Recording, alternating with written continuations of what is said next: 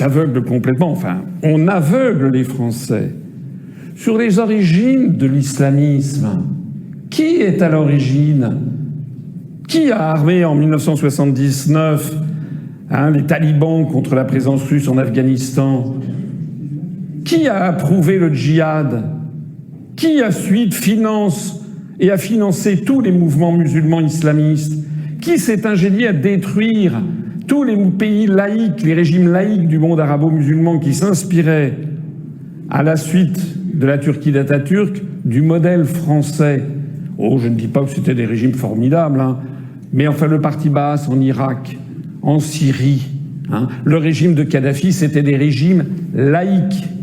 Qui les a détruits? Qui en revanche soutient à bout de bras l'Arabie Saoudite, le Bahreïn, le Qatar? Qui d'ailleurs finance Daesh? Qui finance le Hamas? C'est quelque chose qu'on ne dit pas trop. Il faut lire le journal Haaretz en Israël pour qu'on découvre en effet, ou le New York Times, que Israël finance et a financé le Hamas via le Qatar pour justement introduire un coin entre les Palestiniens. Qui est derrière les frères musulmans dans les banlieues françaises?